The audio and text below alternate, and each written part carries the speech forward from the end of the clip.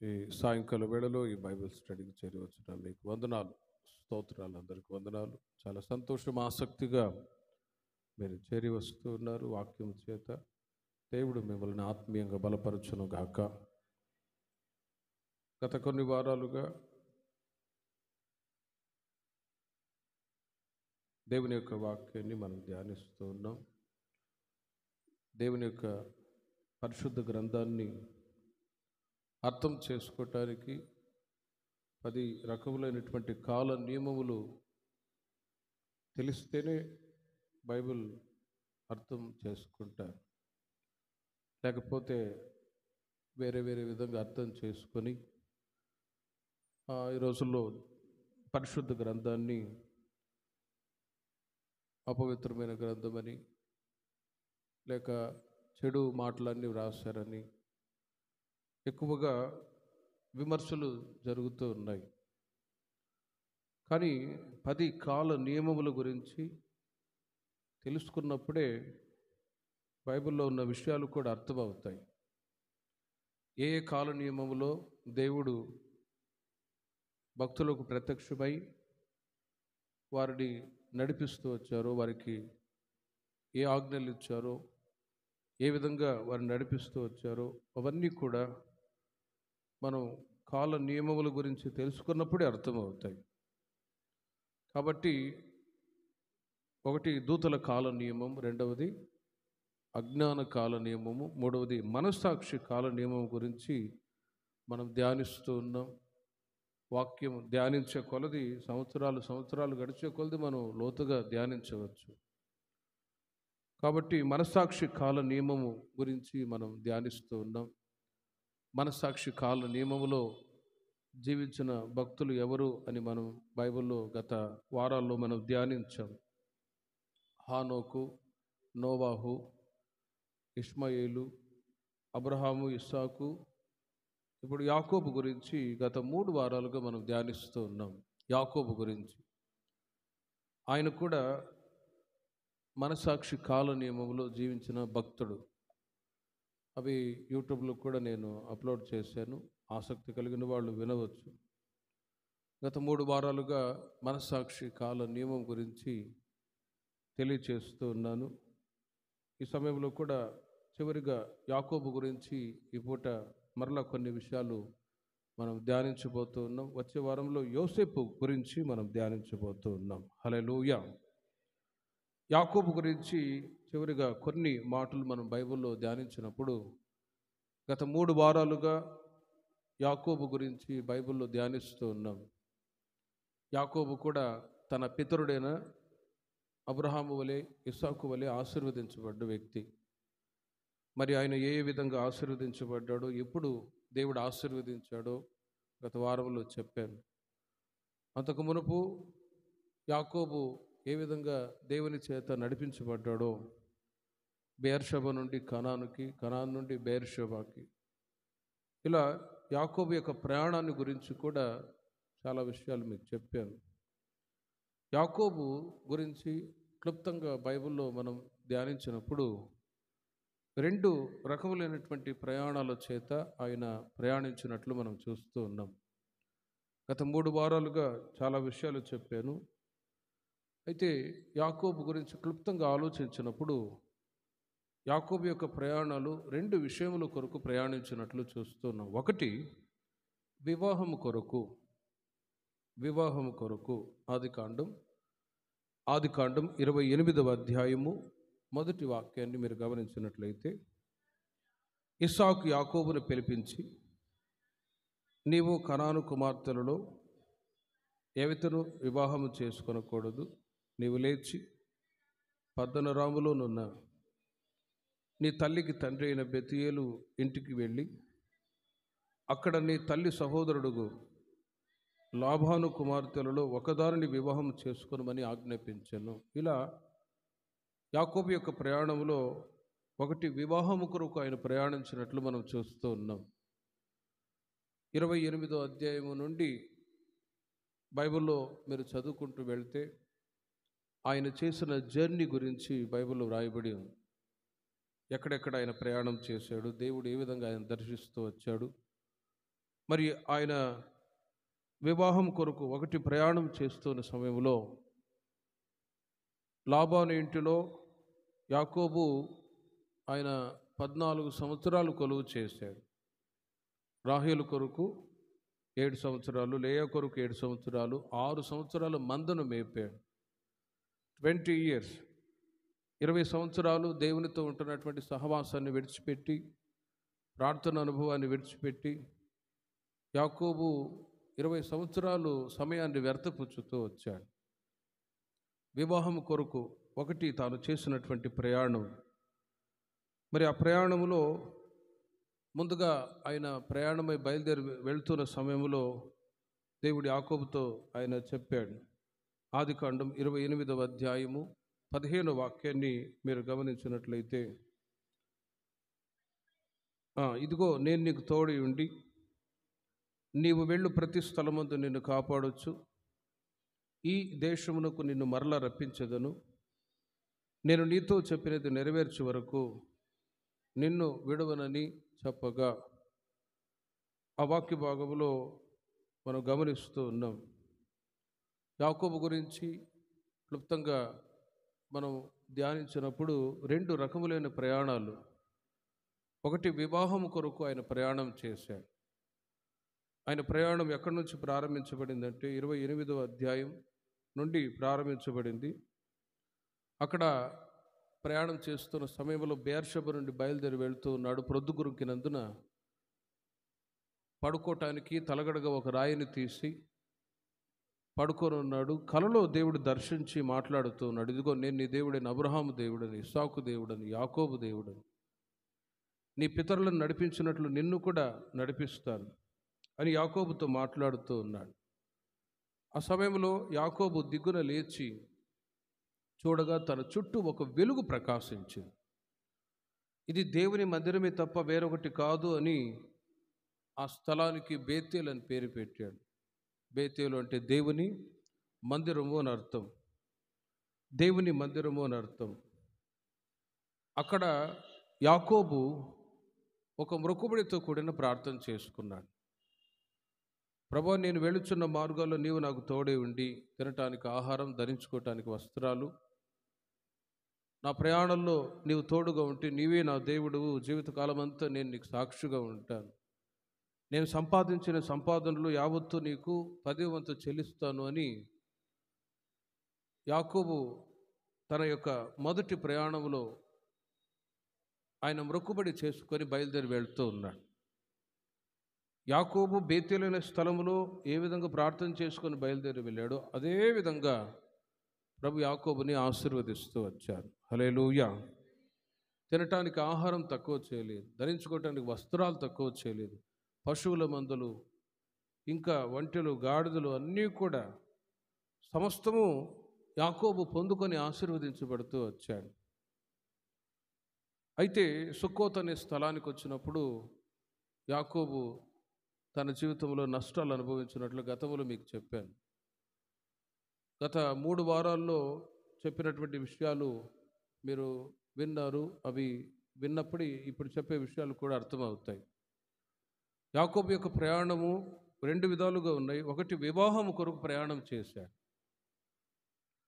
వివాహం కొరకు తాను ప్రయాణించే ప్రయాణం అంతటిలో దేవుడు తోడుగా ఉండి ఆశీర్వదిస్తూ వచ్చాడు. కానీ సుక్కోత్ అనే ప్రాంతానికి వచ్చేసరికి అక్కడ సొంత ఇల్లు, పశువులకు పాకలు వేయించుకొని దేవుని యొక్క మాటకు అవిధేయత చూపి స్వచిత్తాన్ని చేయటానికి ప్రారంభించాడు.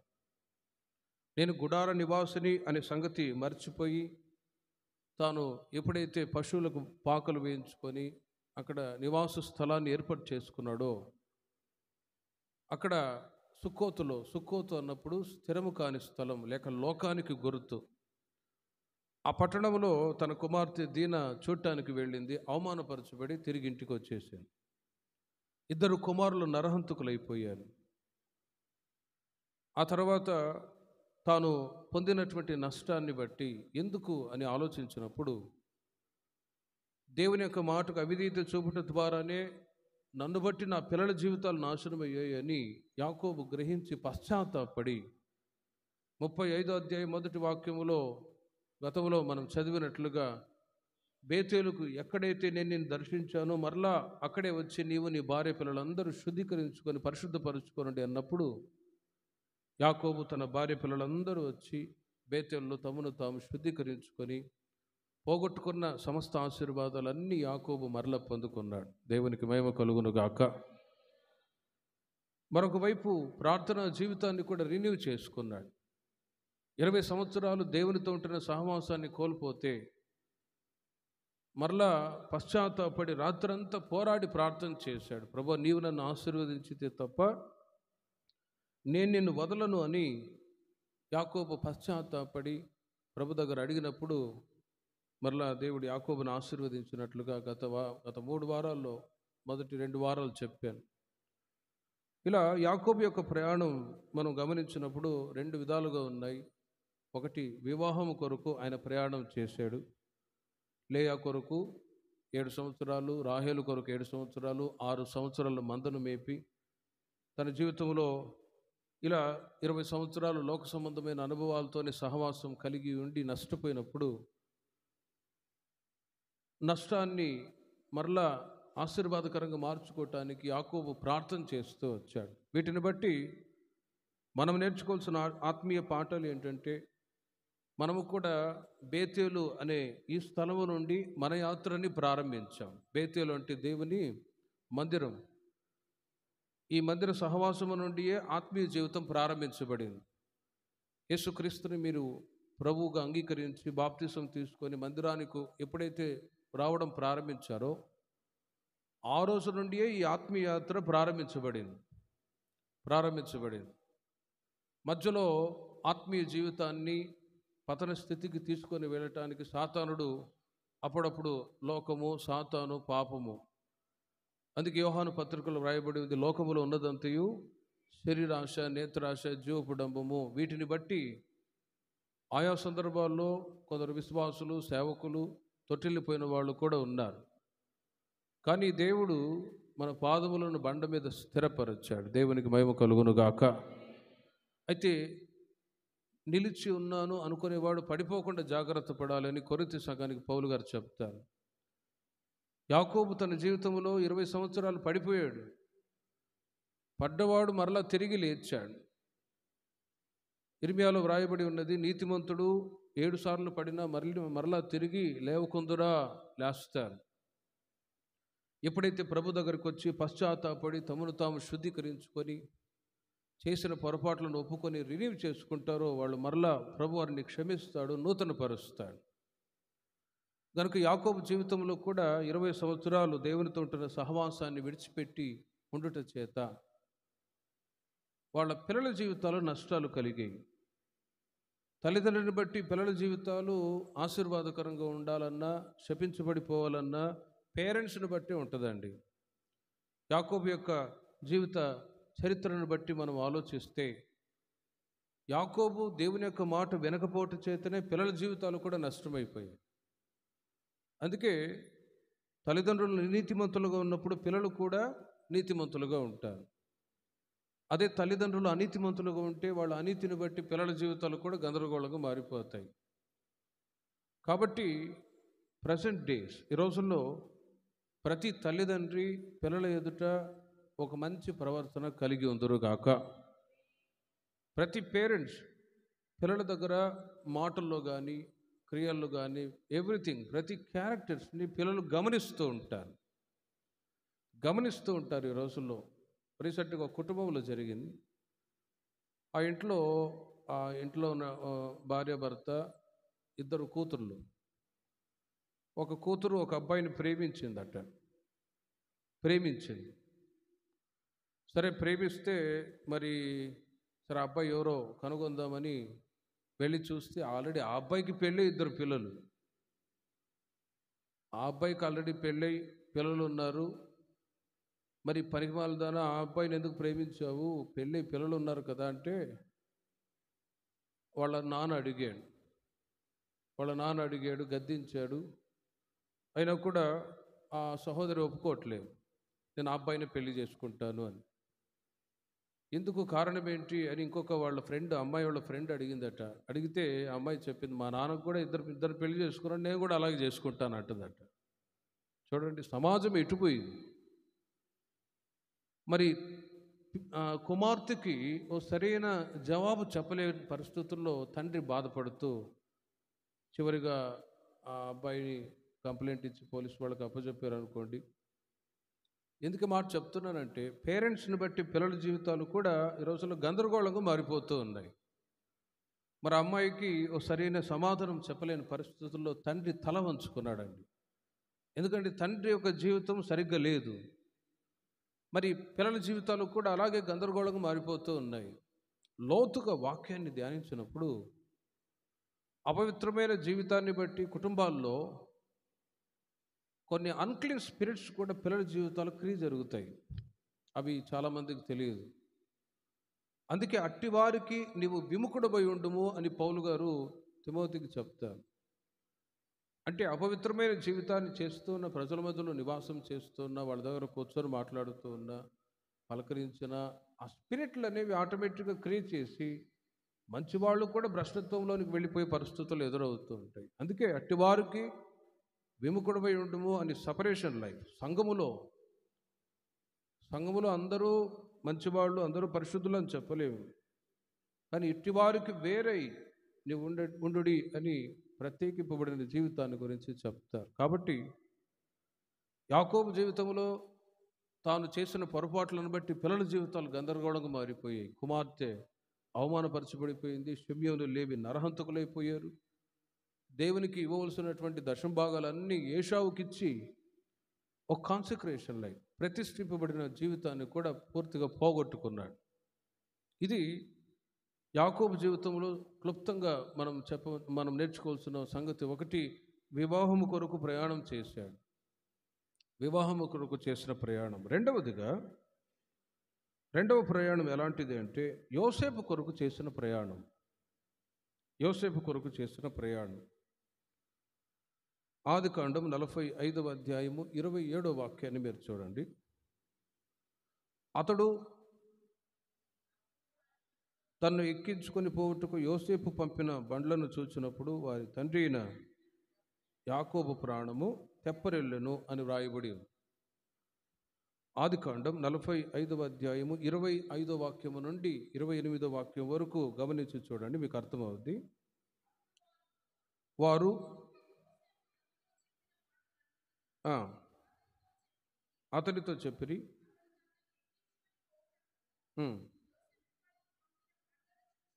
యోసేపు పంపిన బండ్లను చూచినప్పుడు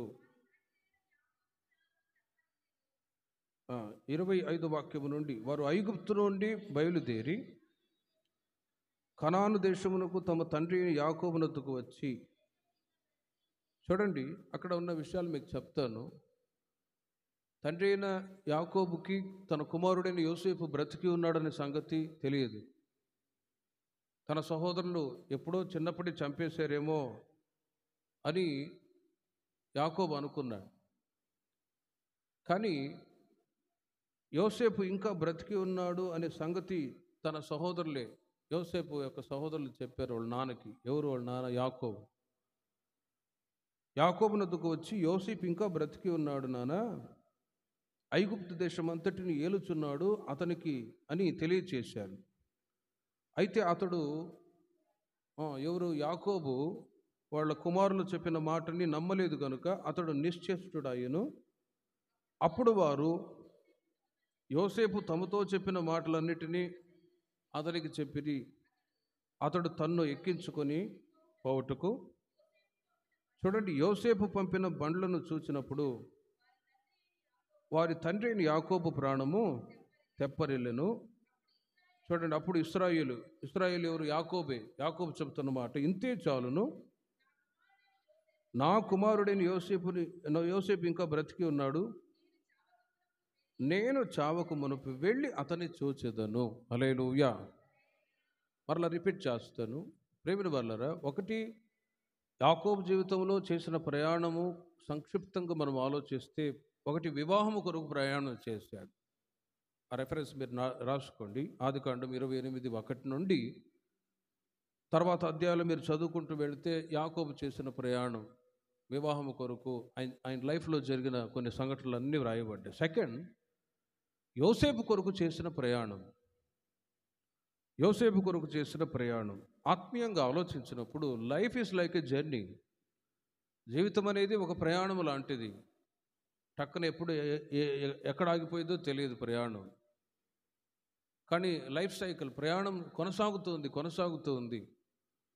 కానీ ఈ ప్రయాణంలో మనం యేసయ్యను కలిగి ఉండడమే గొప్ప కార్యం. Hallelujah. Life is a gift of God and let us live with the glory of God అంటాడు ఒక ఎవాంజలిస్ట్. క్రీస్తును కలిగి ఉండడమే ఒక గిఫ్ట్ లాంటిది. జీవితం అనేది ఒక్కసారే. కానీ క్రీస్తును కలిగి క్రీస్తు యొక్క అడుగుజాడలను నడిపించబడడం అనేది చాలా మంచి కార్యం. అట్టి అనుభవాన్ని దేవుడు మనకిచ్చాడు. కాబట్టి క్రీస్తు యొక్క మార్గంలో మనము కూడా నడిపించబడుతూ ఉన్నాం, ప్రయాణములు కొనసాగుతూ ఉన్నాం. మన యొక్క డెస్టినేషన్, మన యొక్క గురి గమ్యం ఏమి ఉండాలని ప్రభు కోరుకుంటున్నాడంటే, యేసుక్రీస్తు యొక్క ముఖదర్శనాన్ని చూడడమే మన యొక్క గురి గమ్యమై ఉండాలని ప్రభు కోరుకుంటూ ఉన్నాడు. హల్లెలూయా. బేతేలు నుండి ప్రయాణం ప్రారంభించబడింది. లైఫ్లో అప్ అండ్ డౌన్స్ వస్తూ ఉంటాయి. కానీ లైఫ్ని మరలా సర్చ్ చేసుకొని, పరిశుద్ధపరుచుకొని, ప్రభు ఎదుట మంచి మనసాక్షిని కాపాడుకుంటూ దేవుని ప్రజలు ఎవరికి వాళ్ళే స్వంత రక్షణను కొనసాగించుకుంటూ రావాలి. ఎవరిని కూడా పాయింట్అవుట్ చేయకూడదు. వాళ్ళు మంచివాళ్ళ, వీళ్ళు మంచివాళ్ళ అని ఇతరుల గురించి మాట్లాడడం కంటే, మన గురించి మనమే, నేను ఎలా ఉన్నాను, నా స్వభావాలు ఎలా ఉన్నాయి, నా పద్ధతులు ఎలా ఉన్నాయి అని ఎవరికి వాళ్ళే. అందుకే ఉదాహరణకు చెప్తూ ఉంటారు గురిగింజ గురించి. ఈ స్పిరిచువల్ లైఫ్ అనేది చాలా క్రిటికల్గా ఉంటుంది. కాబట్టి సేవకులను కానీ తోటి విశ్వాసులను కానీ ఎక్కడ విమర్శించే ఆలోచన దేవుని ప్రజలకు ఉండకూడదండి. ఒకవేళ విమర్శిస్తే వాళ్ళు దేవుని దగ్గర తప్పును ఒప్పుకొని మంచి మనసాక్షితో బ్రతికి పరలోక రాజ్యానికి వెళ్తే, విమర్శించిన వాళ్ళు న్యాయ తీర్పులకు వచ్చి నరకానికి త్రోసివేయబడతారు. కాబట్టి సంఘంలో తోటి విశ్వాసుల జీవితాల్లోనైనా, సేవకుల మధ్యలోనైనా ఏదైనా వీక్నెస్ వచ్చినప్పుడు వాళ్ళ నిమిత్తం ప్రార్థన చేయడము, అంతేకాని విమర్శించి కొందరు కోమాలకు వెళ్ళిపోయిన విశ్వాసులు కూడా ఉన్నారు. జియో వచ్చిన తర్వాత, ఫోన్లు వచ్చిన తర్వాత మాట్లాడి ఏమైందంట. ఎవరు ఏమైతే ఏం ప్రయోజనం అండి? ఎవరు ఎటుపోతే ఏం ప్రయోజనం? గతంలో ఇలా జరిగాయి కాబట్టి చెప్తూ ఉన్నాను. కాబట్టి ఎవరి గురించో ఆలోచించి కోమాలకు వెళ్ళిపోకుండా, ప్రభు నాలో ఉంటున్న బలహీనతలు ఏంటి, నాలో ఉన్న వీక్నెస్ ఏంటి అని ఎవరికి వాళ్ళే సెల్ఫ్ శాంక్టిఫికేషన్ పరిశుద్ధపరుచుకుంటూ పరలోక రాజ్యానికి సిద్ధపడాలి. యాకోబు జీవితంలో అప్ అండ్ డౌన్స్ అయ్యాయి. 20 సంవత్సరాలు మరలా రిన్యూ చేసుకోలేదా? అలాగే దేవుని ప్రజల జీవితాల్లో కూడా దేవుడు అవకాశం ఇస్తాడు. యాకోబు ఒకటి వివాహం కొరకు ప్రయాణం చేశాడు లైఫ్లో. నెక్స్ట్ రిన్యూ చేసుకొని పరిశుద్ధపరుచుకొని 45వ అధ్యాయము 27వ వాక్యములో మనం చదివినట్లుగా, యోసేపును నా కుమారుణ్ణి ఎప్పుడు నేను చూడబోతూ ఉన్నాను, అతడు బ్రతికి ఉన్నాడంట, నేను అతన్ని చూడాలి అని ఆ ఆశతో ఉన్నాడు. కానీ యోసేపు యొక్క సహోదరులు చెప్పిన మాట నమ్మలేదు. కానీ యోసేపు పంపిన బండ్లు చూసినప్పుడు వారి ప్రాణము తెప్పరిల్లెను. చూడండి, ఈ మాటకు అర్థం ఏంటంటే, యేసుక్రీస్తు రాకడ సమీపిస్తుంది. నేను ఎప్పుడు ప్రభు యొక్క ముఖాన్ని చూస్తాను, ఎప్పుడు ఆయన ముఖదర్శనాన్ని చూస్తాను, నేను, నా పిల్లలు, నా కుటుంబం ఆయన రాజ్యములో ఉండాలి అనే వాంఛతో ఈ రోజుల్లో మనం బ్రతుకుదుముగాక. అట్టి వాంఛ ఎంతమందికి ఉంది సంఘములో? ప్రియమైన వారలారా, ఓసారి యేసుక్రీస్తు దగ్గరికి ఒక తల్లి వచ్చింది. ఆ తల్లి యొక్క వాంఛ ఏంటంటే, ప్రభు, నాకు ఉన్న 2 కుమారులు ఉన్నారు, వాళ్ళు పరలోక రాజ్యంలో నీ కుడి వైపున ఒకడు, ఎడం వైపున ఒకడు, వాళ్ళని కూర్చోబెట్టుకుంటావా అని అడిగాను. చూడండి ఆ తల్లి యొక్క వాంఛ ఎలా ఉందో. అట్టి వాంఛ ఉందా? దేవుని యొక్క రాజ్యంలో నా చిన్న కుమారుడు, పెద్ద కుమారుడు కుడివైపున ఎడం వైపున ఉండాలి అన్నప్పుడు అది నా చిత్తం కాదు, తండ్రి చిత్తమే అని ప్రభువారు అంటారు. కాబట్టి మన వాంఛ ఈ రోజుల్లో స్పిరిచువల్ జీల్, ఆత్మ సంబంధమైన విషయాల్లోనే ఎక్కువగా ఉండాలి. ఫిజికల్ మైండ్తో కాకుండా, లోక సంబంధమైన ఆలోచనలు, తలంపులు వీటికి చోటు ఇవ్వకుండా ఆత్మ సంబంధమైన ఆ తలంపులు, ఆ థాట్స్ అనేవి అరుదుగానే కనిపిస్తాయి చాలామందిని గమనించినప్పుడు. కాబట్టి ప్రభు రాకడ సమీపిస్తూ ఉంది. యాకోబు అంటాడు, ఇదిగో ఇంతే చాలు, నా కుమారుడైన యోసేపుని ఇంకా బ్రతికి ఉన్నాడు, నేను చావకు మునుపు వెళ్ళి అతన్ని నేను చూడాలి. సరే, యోసేపు కూడా వాళ్ళ నాన్నని యాకోబుని చూడాలి అని చెప్పి బండ్లు పంపించాడు. అందులో 4 వస్తువులు ఉన్నాయండి. 4 వస్తువులు ఉన్నాయి. అవేంటో ఆత్మీయంగా మనం ధ్యానించి మనం ముందుకు వెళదాం. ఆదికాండం 45వ అధ్యాయము 23వ వాక్యాన్ని చూడండి. యోసేపు తన తండ్రి కొరకు బండ్లను పంపించాడు. ఆ బండ్లో 4 వస్తువులు ఉన్నాయి.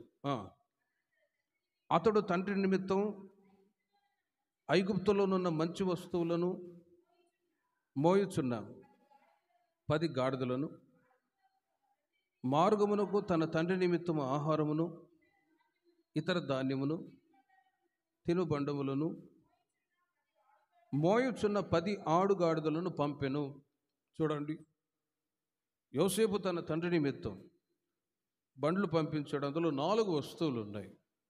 యాకోబు కూడా, నా కుమారుడు బ్రతికి ఉన్నాడు, నేను ఎప్పుడు నా కుమారుని చూస్తాను.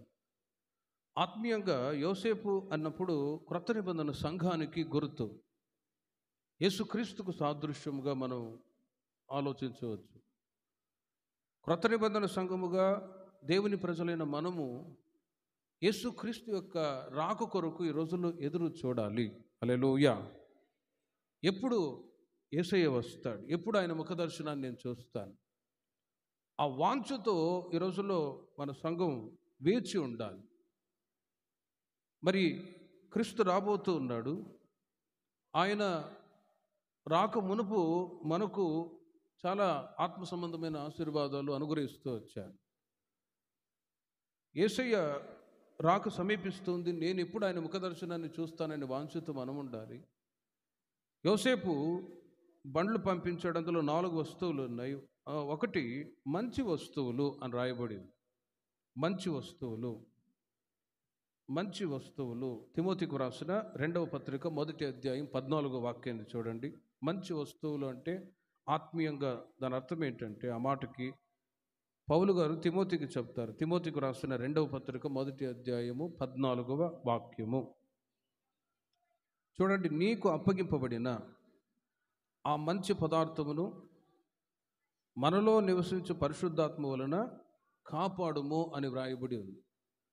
నీకు అప్పగింపబడిన మంచి పదార్థమును మనలో నివసించు పరిశుద్ధాత్మ వలన కాపాడము. మంచి పదార్థములు అంటే ద వర్డ్ ఆఫ్ గాడ్, దేవుని యొక్క వాక్యాలే మంచి పదార్థములు. హల్లెలూయా. మంచి పదార్థములు అంటే దేవుని యొక్క వాక్యములు, ఉపదేశములు, దేవుని యొక్క వాక్యాలే మంచి పదార్థాలు. కాబట్టి దేవుని ప్రజలైన మనము ప్రభు యొక్క ముఖదర్శనాన్ని చూడాలి, ఆయన ప్రత్యక్షమైనప్పుడు ఆయనను ఎదుర్కోవాలి అంటే ఈ రోజుల్లో మంచి వస్తువులు, మంచి పదార్థములు మనం అనుదినము భుజించుదుముగాక. ప్రతిరోజు భోజనం తింటూ ఉన్నాం, శరీరానికి బలం. మరి ఆత్మకు బలం కావాలి అంటే ఖచ్చితంగా దేవుని యొక్క వాక్యాన్ని దేవుని ప్రజలైన మనం చదవాలి, ధ్యానించాలి, వాక్యానుసారంగా మనం జీవించాలి. అప్పుడే వాక్యము ద్వారా మనము ఆత్మీయంగా బలపరచబడతాం. మరి వాక్యాలు చాలామంది వింటూ ఉన్నారు, కానీ వాక్యానుసారంగా జీవించే అనుభవాలే తక్కువగా ఉంటాయి. వాక్యం వినడం ఒకటి, రాసుకోవడం ఒకటి, హృదయంలో భద్రపరచుకోవడం మరొకటి, కానీ వాక్యానుసారంగా జీవించడమే చాలా ప్రాముఖ్యమైనది.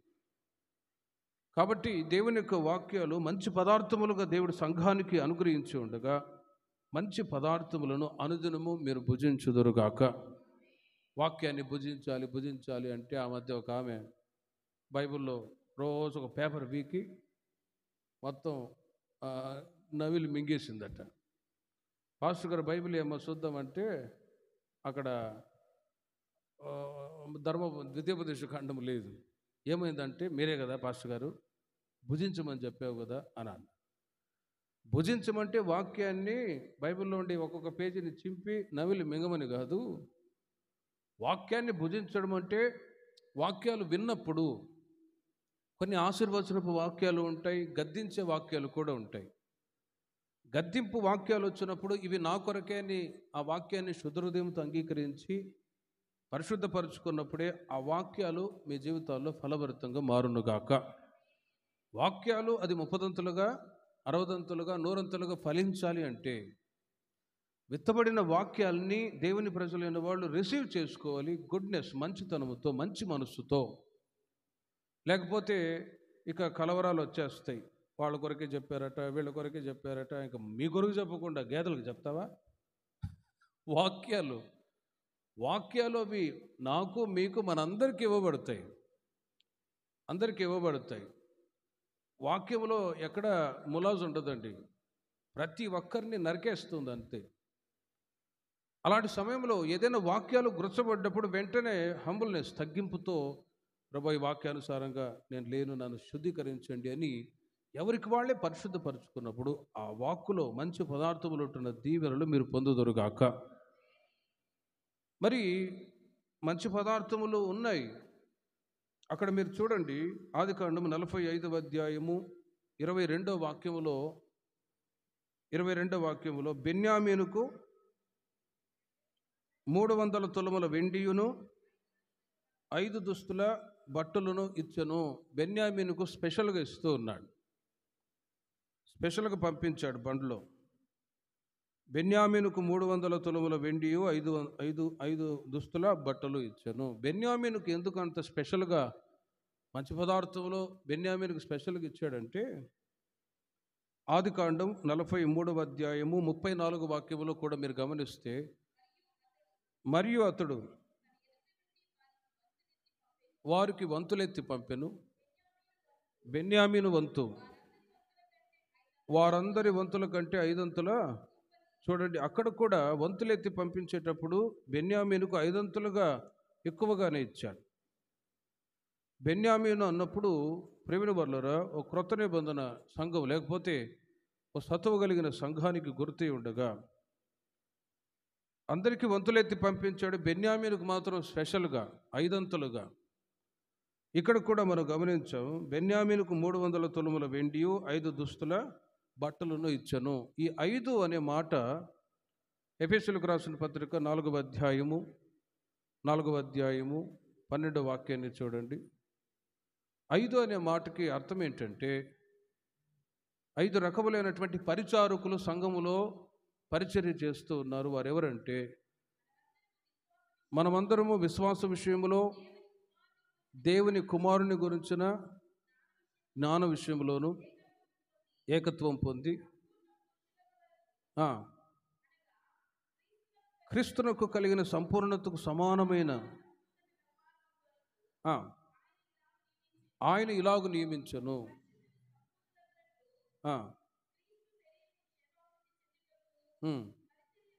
చూడండి, పరిచర్య ధర్మము జరుగుటకు అపోస్తలులు గాను, ప్రవక్తలు గాను, సువార్తికులు గాను, కాపురులు గాను, చూడండి ఉపదేశకులు గాను నియమించను.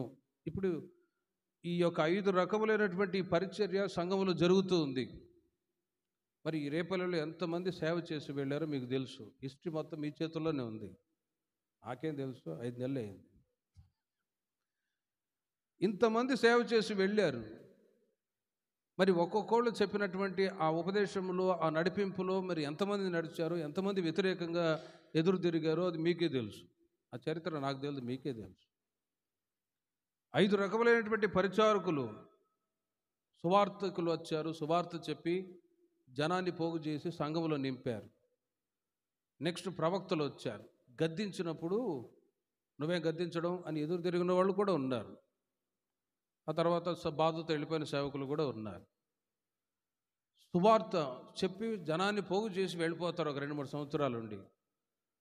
నెక్స్ట్ ప్రవక్త వస్తాడు. ప్రవక్త మైండ్ ఎలా ఉంటుందంటే, ఎవరైనా సంఘంలో పొరపాటు చేస్తే వెంటనే గద్దిస్తాడే, పొరపాటు చేశావు అన్నప్పుడు వాళ్ళకి మండిద్ది.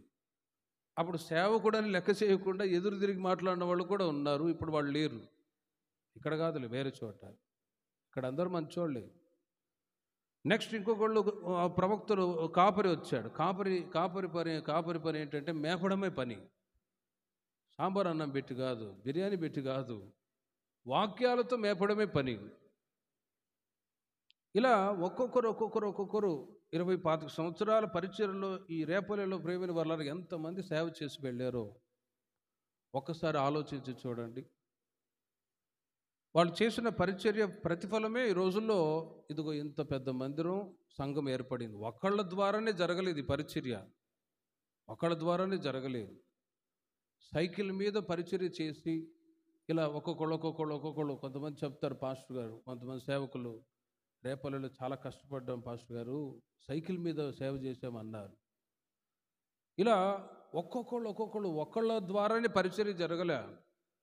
ఎంతోమంది సేవకులు పరిచర్య చేస్తే తప్ప ఇంత సంఘం అవ్వలే. దేవునికే మహిమ కలుగును గాక. కాబట్టి 5 అన్నప్పుడు మంచి పదార్థములు ఈ ఈ ప్రతిష్ఠింపబడిన సంఘానికి దేవుడు ఇస్తూ ఉన్నాడు. 5 అన్నప్పుడు 5 రకములైన పరిచర్య జరుగుతూ ఉంది. ఇక్కడ సేవకులు 2-3 సంవత్సరాలు పరిచర్య చేసుకుని వెళ్ళి, నేను ఒక 2 సంవత్సరాలు అంటే మళ్ళీ ట్రాన్స్ఫర్ అవుతాయి, ఇంకొకళ్ళు వస్తారు. ఆయన 2 సంవత్సరాలు ఉంటాడు, ఇంకొక ఆయన వస్తాడు. ఇలా రాకడ వరకు జరుగుతూనే ఉంటుంది. అప్పుడే మీరు పరిపూర్ణులుగా మార్చబడుదురుగాక. అప్పుడే పరిపూర్ణులుగా మార్చబడతారు. కనుక ఈ యొక్క మంచి పదార్థం అనేది అన్ని సంఘాలకు ఇవ్వబడలేదు. మన సంఘానికి దేవుడు ప్రత్యేకంగా ఇచ్చాడు. హల్లెలూయా. మన సంఘానికి దేవుడు ఇచ్చాడు. అంటే ఆరోగ్యకరమైనటువంటి బోధ తిమోతి పత్రికలో రాయబడి ఉంది.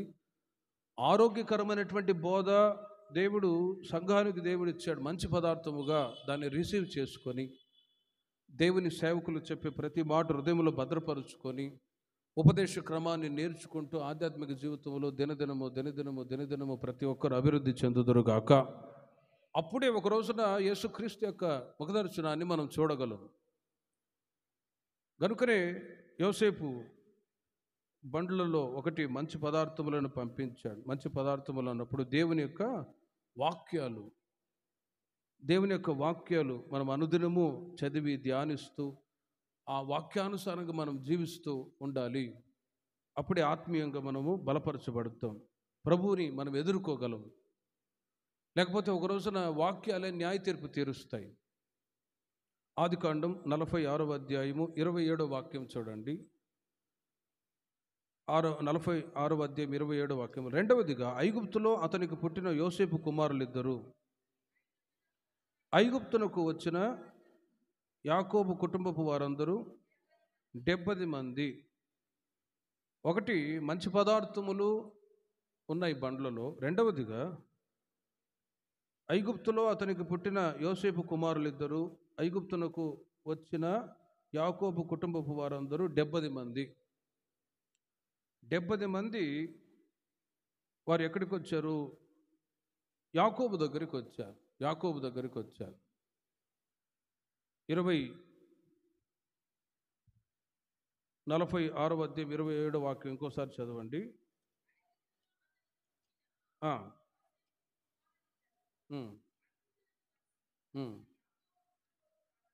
వారందరూ 70 మంది. ఒకటి అక్కడ ఆహార పదార్థములు పంపించాడు. రెండవదిగా ఈ వాక్య భాగంలో చూస్తే ఐగుప్తులో అతనికి పుట్టిన యోసేపు కుమారులిద్దరు, ఐగుప్తునకు వచ్చిన యాకోబు కుటుంబపు వారందరూ 70 మంది. 70 మంది వచ్చారు. ఎవరి దగ్గరికి? యాకోబు దగ్గరికి వచ్చారు. 110వ కీర్తన 3వ చరణంలో మీరు గమనిస్తే యాకోబు యొక్క సంతతి 70 మంది, వాళ్ళ జనరేషన్ వాక్యంలో ఆత్మీయంగా ఆలోచించినప్పుడు, యుద్ధ సన్నాహ దినమున నీ ప్రజలు ఇష్టపూర్వకముగా వచ్చేదరు, నీ యవనస్తులలో శ్రేష్ఠులు పరిశుద్ధాలంకృతులై మంచువలే అరుణోదయ గర్భములో నుండి నీ యొద్దకు వచ్చేదరు. ఒకటి మంచి పదార్థములు ఇచ్చారు యాకోబునకు, యోసేపు బండ్లలో పంపించాడు. రెండవదిగా 70 మంది.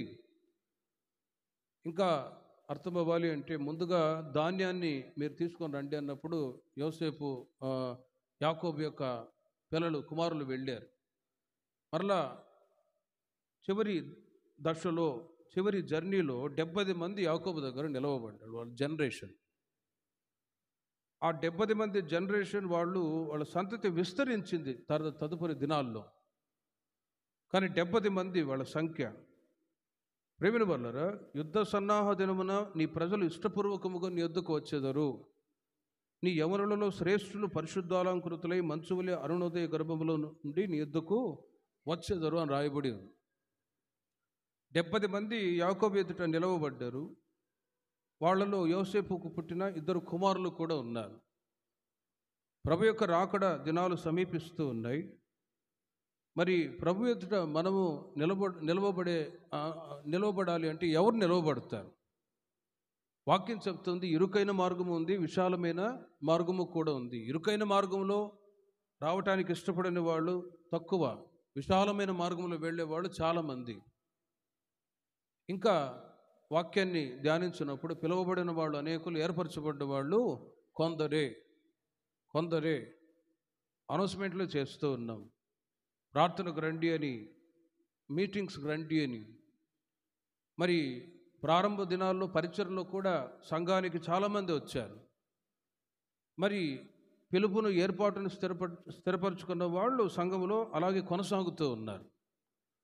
మరికొందరు ఆగిపోయారు. కారణాలు ఏంటో తెలియదు. ఎందుకు అని అడిగితే చాలా రీజన్స్ చెప్తూ ఉంటారు. కాబట్టి ఎవరిని రీజన్స్ అడగను. అది ఎలా ఉంటుందంటే, స్కూల్లో మాస్టర్ గారు స్కూల్కి ఎందుకు రాలేదు అని అంటే, సార్ నాకు బాగాలేదు సార్ అన్నట్టు ఉంటుంది. అందుకే నువ్వు ఎందుకు చర్చికి రాలేదు అని పాత విశ్వాసం నేనైతే ఎవరిని అడగనండి.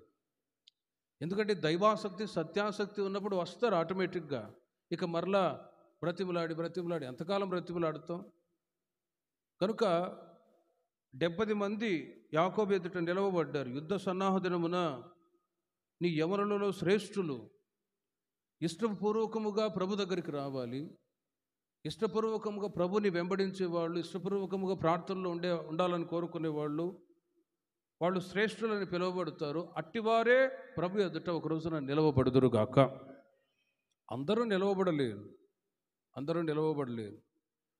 కాబట్టి బైబిల్లో లోతుగా ధ్యానించినప్పుడు శిష్యుల్లో 12 మందిని దేవుడు ఏర్పాటు చేసుకున్నాడు. పరిచర్య చేయటానికి 70 మందిని ఏర్పాటు చేసుకున్నాడు. ఆ తర్వాత యేసుక్రీస్తు వారితో పరిచర్య చేయటానికి కొంతమంది స్త్రీలు ఉన్నారు. అందరూ లేరు. ఒక గుంపు జనం మాత్రమే ప్రభు యొక్క ముఖదర్శనాన్ని చూస్తారు. ఆ గుంపులో మనమందరము కూడా ఉందుముగాక. మూడవదిగా ఆహారము.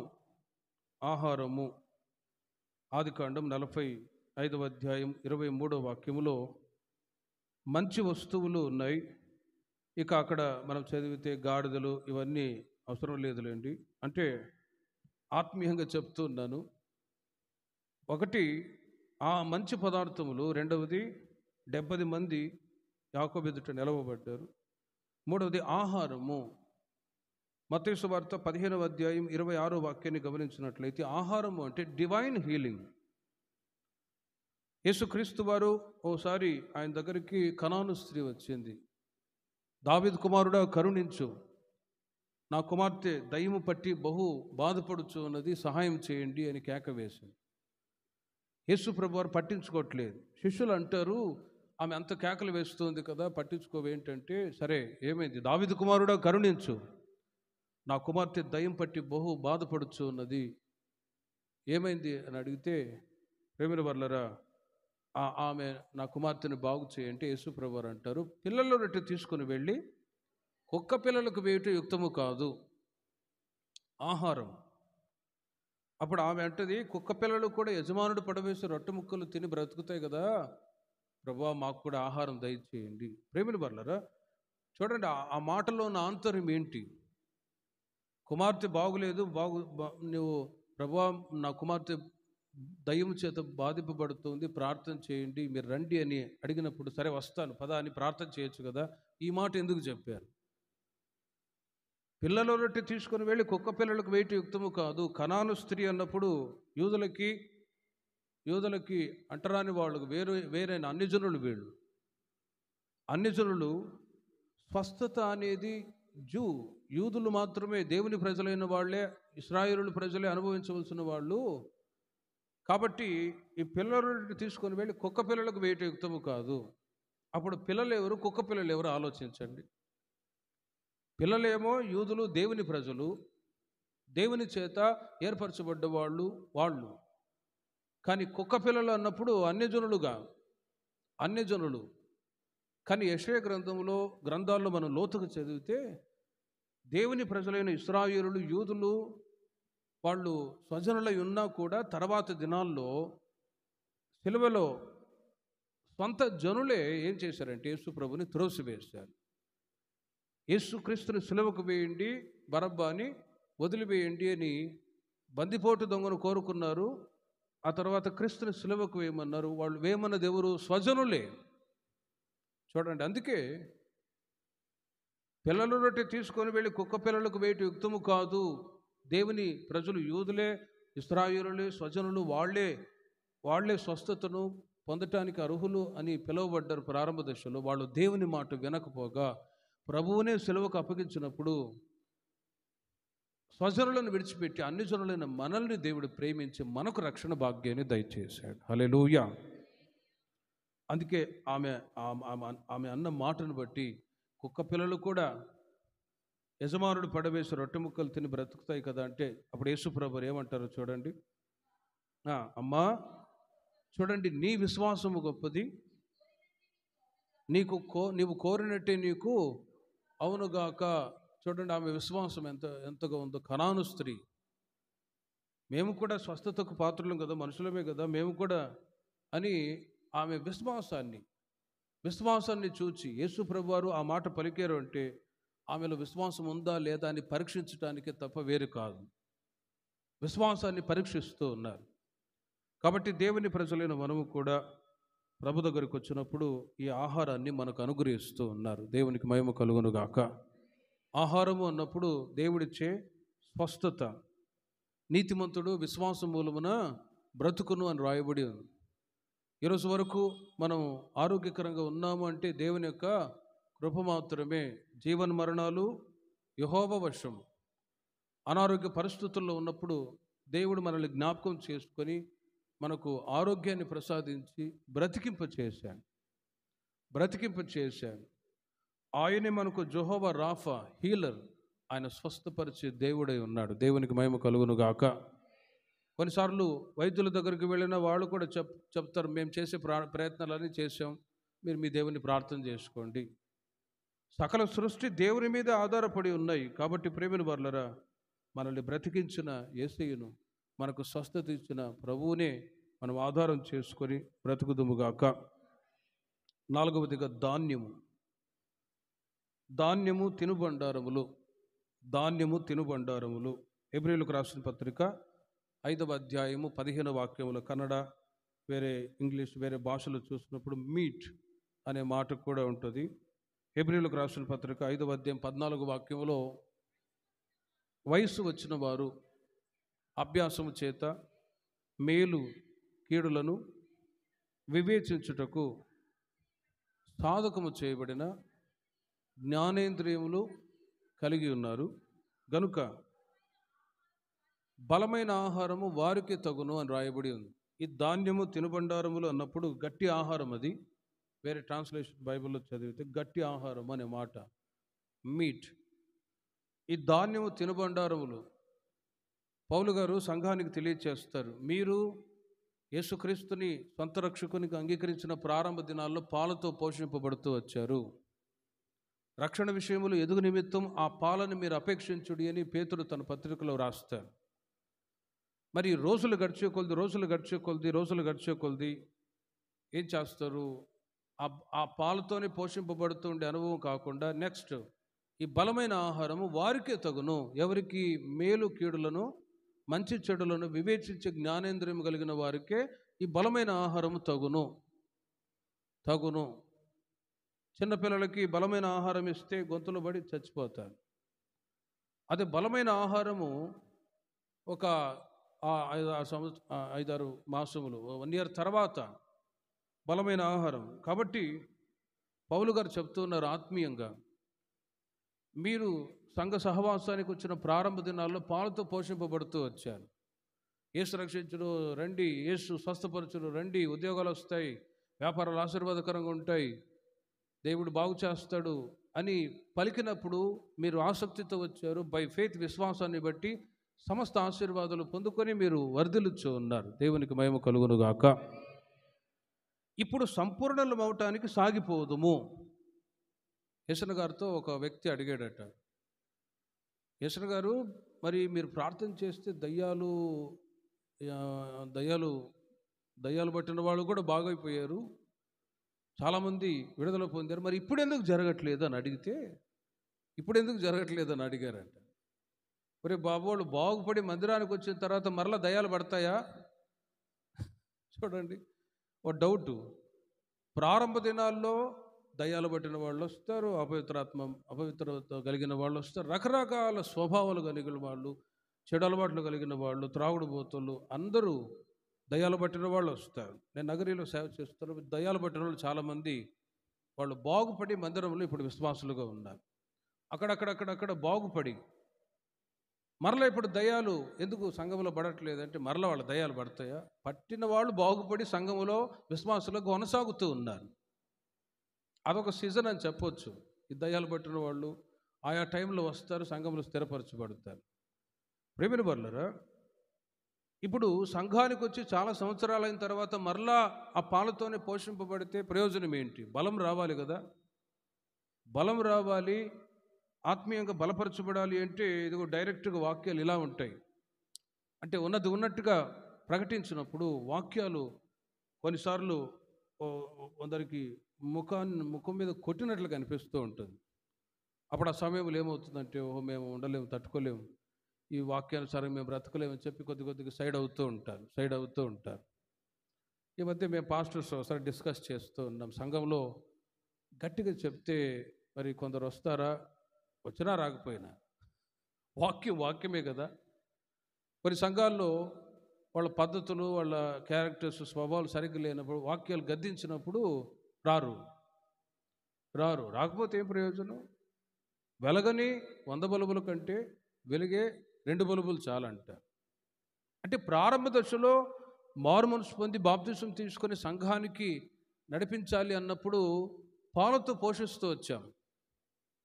పాలతో పోషింపబడి చాలా సంవత్సరాలైన తర్వాత ఆత్మీయంగా అభివృద్ధి చెందుతూ ఉన్న, ఇంకా ఎదుగుదల లేని పరిస్థితుల్లోనే ఉన్నట్లయితే, గట్టి ఆహారము భుజించుచూ ఉన్నప్పుడు ఆ వాక్యానుసారంగా జీవించలేని పరిస్థితుల్లో కొందరు తప్పుకుంటారు. ఆ మధ్య ఒక సహోదరుని అడిగాను, బ్రదర్ మీరు బలలో ఎందుకు పాలు పొందట్లేదంటే ఆయన చెప్పాడు, నేను రియల్ ఎస్టేట్ జాబ్ చేస్తాను, అబద్ధాలు చెప్తున్నానన్న, అందుకే నేను రావట్లేదు అంటాడు. అబద్ధాలు చెప్తున్నాను చెప్పేశాడు.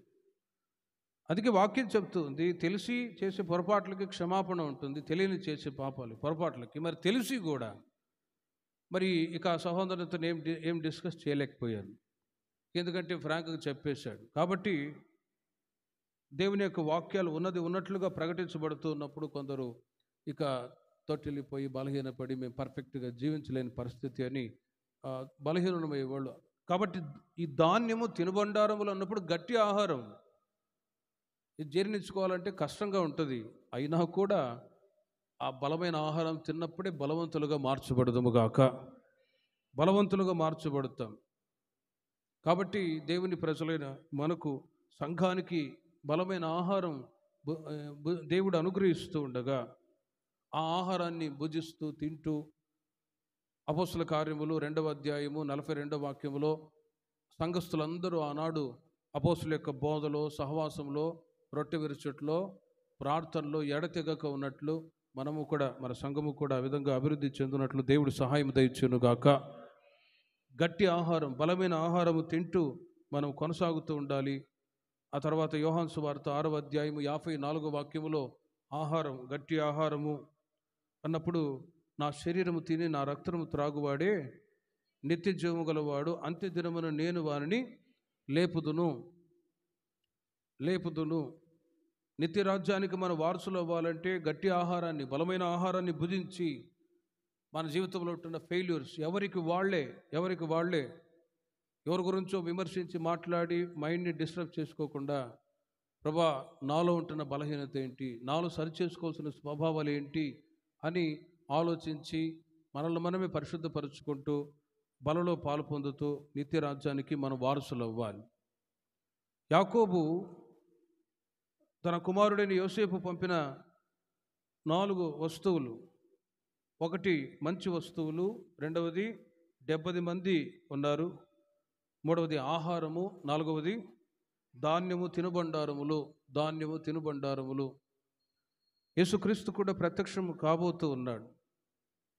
ఆయన ప్రత్యక్షమైనప్పుడు ఆయనను ఎదుర్కోవటానికి ఆదికాండం 46వ అధ్యాయము 28, 29 వాక్యాలు చూడండి. చివరిగా ఆదికాండం 46వ అధ్యాయము 28, 29 వాక్యాలు.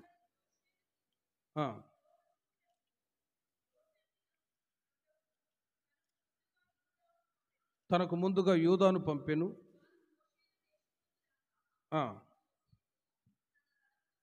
యోసేపు తన రథమును సిద్ధము చేయించి తన తండ్రి అయిన ఇశ్రాయేలును ఎదుర్కొనుటకు గోషేనుకు వెళ్ళి అతనికి కనబడెను.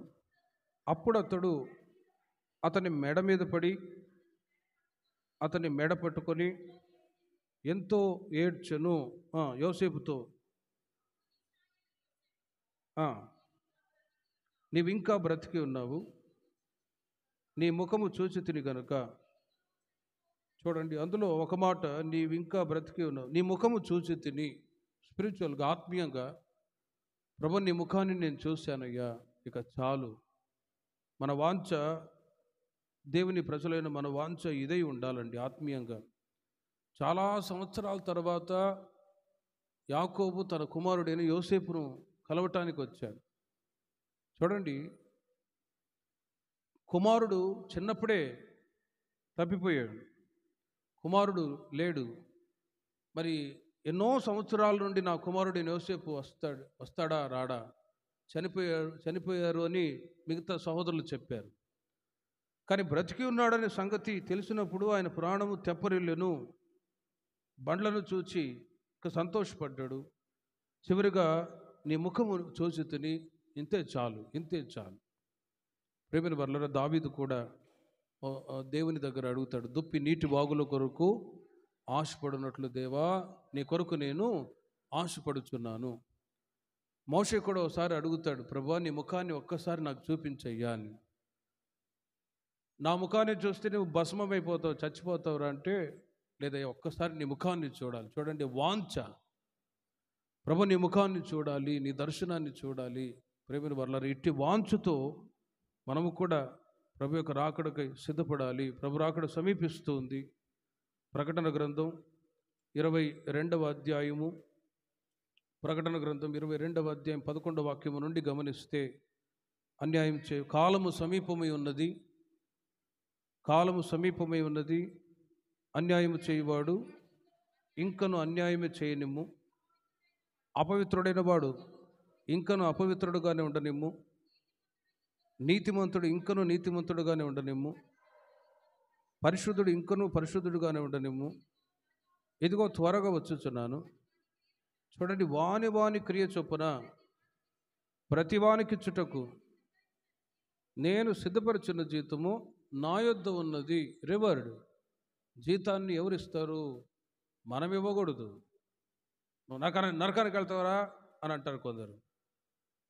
నువ్వు పనికి మనుషులుగా న్యాయ తీర్పు జీతం ఇవ్వకూడదండి, దేవుడే ఇస్తాడు. అందుకే అన్యాయం చేయవాడు ఇంకనూ అన్యాయం చేయనేము, అపవిత్రుడైన వాడు ఇంకనూ అపవిత్రుడుగానే ఉండనేము. ఇదిగో నేను త్వరగా వచ్చుచున్నాను, వాని క్రియ చొప్పున. కాబట్టి ఈరోజున ఎవరికి వాళ్ళే సెల్ఫ్ శాంక్టిఫికేషన్, వ్యక్తిగతంగా పరిశుద్ధపరుచుకుంటూ ప్రభు నీ ముఖాన్ని చూడాలి అనే ఆ వాంఛతో ఎవరికి వాళ్ళే ప్రభు రాకడకై సిద్ధపడినట్లు దేవుడు కృప దయచేయుదురుగాక. వచ్చే వారం యోసేపు గురించి మీకు తెలియజేస్తాను. ప్రార్థన చేస్తాం. విన్న వాక్యాన్ని బట్టి